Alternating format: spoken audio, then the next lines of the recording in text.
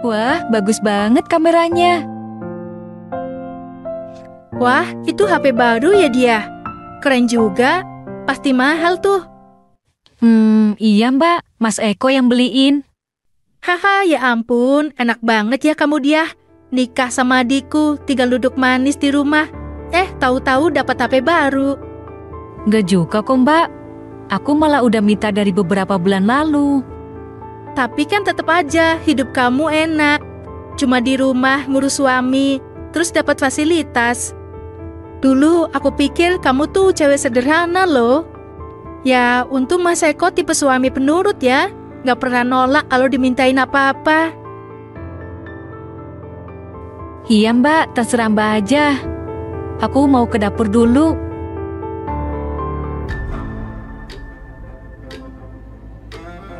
Songong banget. Udah dapet suami baik, tinggal di rumah bagus, dibeliin ini itu. Tapi nggak tahu diri. Dasar cuma numpang hidup. Kita lihat nanti, sekuat apa kamu dia.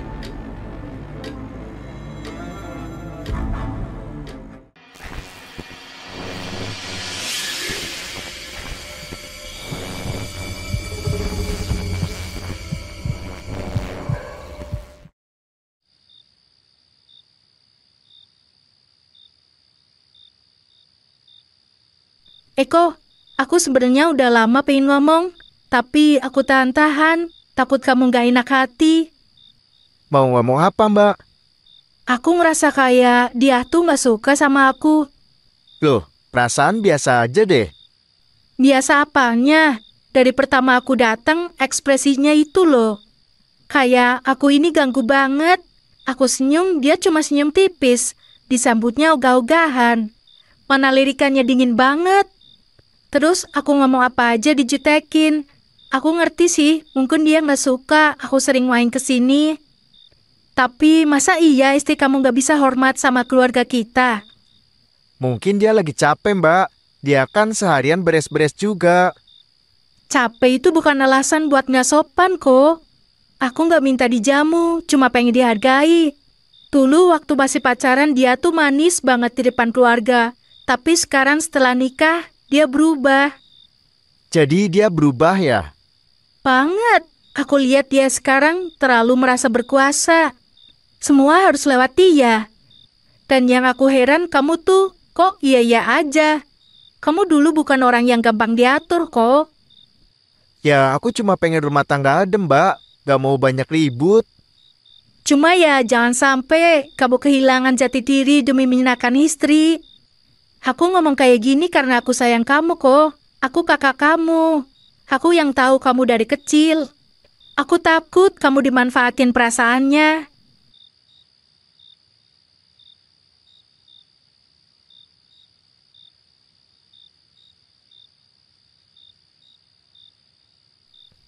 Kamu belum tidur? Belum mas, Aku tadi ngobrol sama Mbak Reni. aku dengar. Dia cuma cerita perasaannya aja. Dan kamu percaya? Bukan soal percaya, aku cuma dengerin. Mas Eko, kamu sadar nggak? Selama ini aku diam bukan karena aku nggak tahu apa-apa. Tapi aku memilih sabar. Dan sabar bukan berarti aku bisa terus dianggap gak ada. Kamu mulai lagi. Aku tuh capek dia. Di luar kerja, di rumah ribut terus. Aku cuma pengen tenang. Kamu capek, terus aku gimana mas? Setiap hari harus pura-pura baik sama orang yang dari awal gak suka sama aku. Kamu bahkan gak pernah bela aku. Selalu, iya Mbak Reni, iya Mbak Reni. Kenapa sih semua yang aku lakuin buat keluarga harus kamu persoalkan terus? Kalau menurut mas aku ini orang luar, ya terserah. Maksud kamu apa? Aku gak kuat kalau terus dianggap gak penting.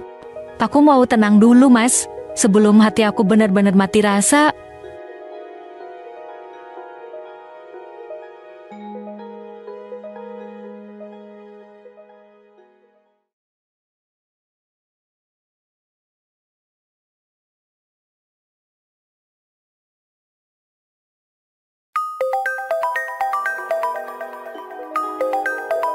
Dion, tumben nih bocah nelpon. Loh, kok bisa? Ya udah, nanti aku ke sana.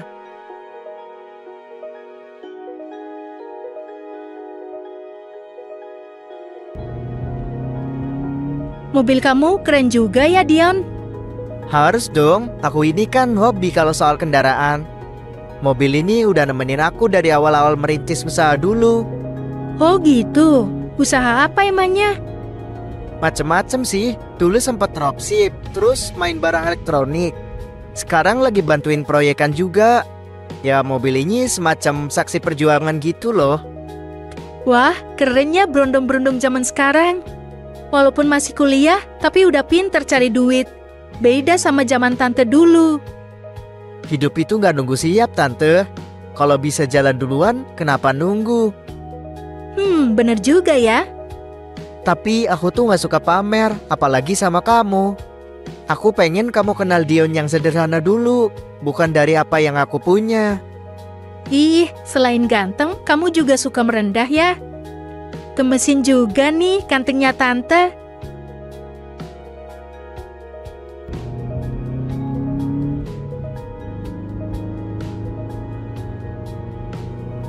Jangan ngebut-ngebut, Dion. Enggak kok, ini jalan biasa aja.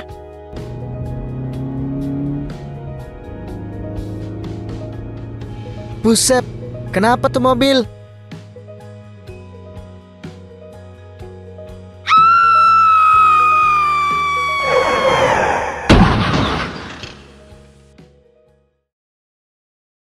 Mas, mobilnya rusak parah. Bagian depan hancur, kap mesin penyok, ban depan juga robek kena trotoar. Astaga, kamu kenapa bisa nyetir sampai kayak gitu, Dion? Terus itu mobil siapa? Aku nyewa mobil buat jemput gebetan, Mas. Niatnya cuma mau kasih kesan pertama yang bagus. Tapi aku panik pas ada orang kecelakaan di jalan. Dion, kamu rental mobil cuma buat jemput cewek? Maaf mas, aku cuma pengen kelihatan serius. Masa ngajak first date naik motor becek-becekan? Kamu pikir hidup ini buat gaya-gayaan ya? Kamu tuh masih kuliah, itu aja masih dibayarin. Kerjaan sampingnya juga gak jelas, tapi malah sok-sokan jadi orang kaya. Astaga. Aku cuma pengen nunjukin kalau aku bisa jadi cowok yang keren mas, biar gak diremehin. Tapi aku malah kebablasan. Eko, udah jangan terlalu marah dulu. Namanya juga anak muda ya kan? Wajar kalau pengen bikin gebetan terkesan. Wajar. Mbak denger sendiri gak? Rental mobil buat pamer, terus rusak. Sekarang Apu yang disuruh nanggung. Bukan maksudnya mau nyusahin kamu kok. Tapi ini darurat. Pihak rentalnya minta ganti rugi kan? Mau gimana lagi? Coba deh pikirin. Mobil kamu itu bisa dijual dulu, setidaknya bisa nutup masalah ini. Mobil? Mobil itu satu-satunya harta kami, Mbak. Terus aku mau angkut istri pakai gerobak kalau mobilnya dijual. Aku mohon Mas Eko. Aku tahu aku salah, tapi aku benar-benar butuh bantuan sekarang. Kalau aku nggak bayar, aku bisa dilaporin polisi. Aku takut, Mas. Oh, jadi sekarang takut. Waktu gaya-gayaan sok kaya di depan cewek emang gak takut ketahuan? Gak takut viral? Kalau mikirin emosi kayak gini gak ada penyelesaiannya kok. Mending cepet ambil keputusan. Dion bisa kena masalah lagi kalau ditunda. Mobil itu masih bisa dicari lagi. Tapi kalau sampai Dion di penjara gimana? Aku gak akan lupa sama kebaikan Mas Eko. Aku bakal ganti suatu saat nanti. Eko, ingat lagi, ini cuma soal bantu keluarga, kayak biasa aja. Lagian saat ini yang paling mampu itu kamu, yang lagi di atas itu kamu. Toh, siapa tahu nanti pas kamu terpuruk, Dion bisa gantian bantu. Hai Sibal.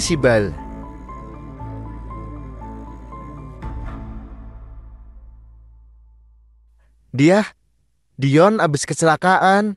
Mobil rentalnya ringsek. Katanya dia harus ganti rugi 50 juta. 50 juta? Astagfirullah. Kok bisa sih mas? Dia sewa mobil buat apa? Katanya sih buat jemput gebetannya. Aku juga baru tahu. Tapi sekarang keadaannya urgent. Mobil orang rusak. Dan kayaknya mobil kita harus dijual buat bantu Dion. Mas serius? Mobil itu satu-satunya aset kita loh. Kamu tega jual itu cuma buat nutupin kelakuan adik Mas yang cari masalah sendiri?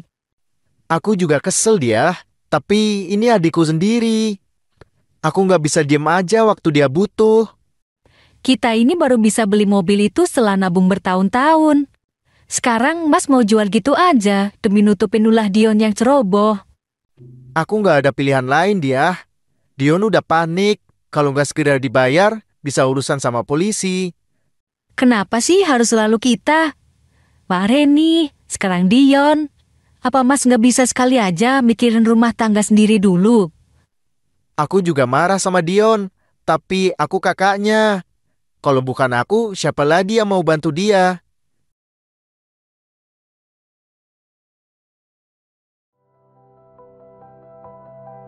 Dengan berat hati, Eko akhirnya menjual mobilnya demi membantu Dion.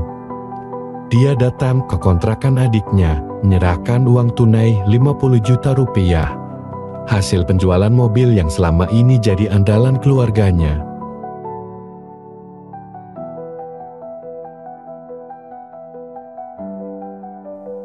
Mas Eko, sebaik itu kamu ya? Bahkan setelah semua ini, kamu masih mikirin aku. Mobil satu-satunya dijual cuma buat bantu aku. Kayaknya aku nggak bisa ngelakuin ini ke Mas Eko. Dion? Dion? Wah, udah dikasih ya? Mana uangnya? Cepetan. Nanti keburu Eko berubah pikiran. Mbak Reni, kayaknya kita jangan ngelakuin ini deh.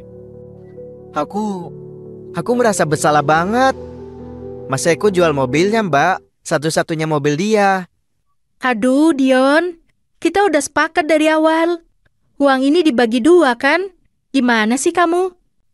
Ini cuma strategi. Lagian Eko tuh terlalu lugu. Makanya gampang diperah. Udah, Mbak. Aku mau balikin duitnya.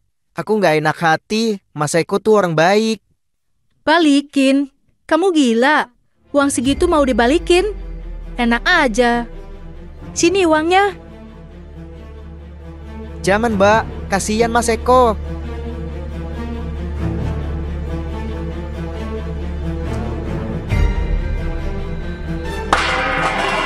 Ah, panas.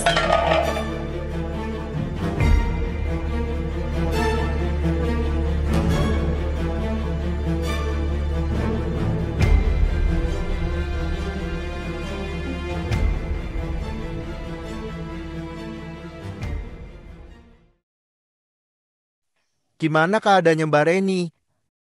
Dokter bilang satu matanya nggak bisa diselamatkan, Mas. Sebelahnya masih bisa melihat, tapi butuh perawatan panjang. Dion, sebenarnya kenapa Mbak Reni bisa sampai ketubahan minyak? Kalian berdua ngapain di dapur?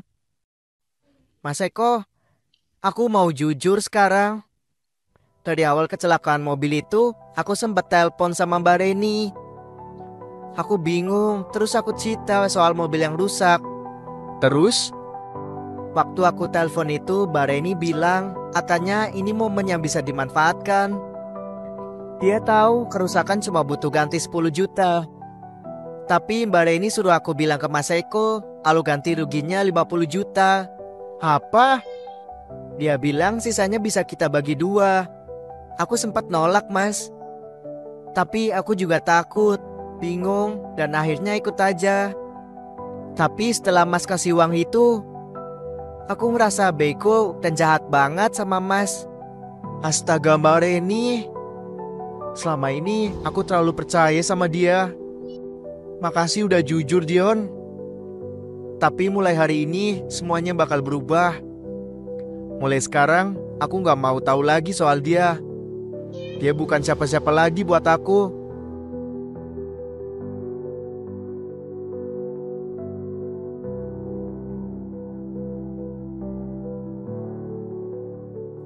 Sejak hari itu, pintu rumah Eko dan dia tertutup rapat untuk Reni. Bukan karena dendam, tapi karena luka kepercayaan yang terlalu dalam. Rumah itu tak lagi menerima tamu yang membawa racun dalam bentuk keluarga.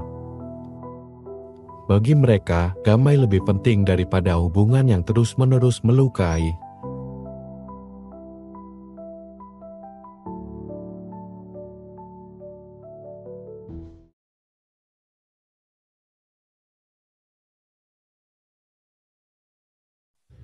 Maaf ya, aku dulu terlalu sering belain Mbak Reni.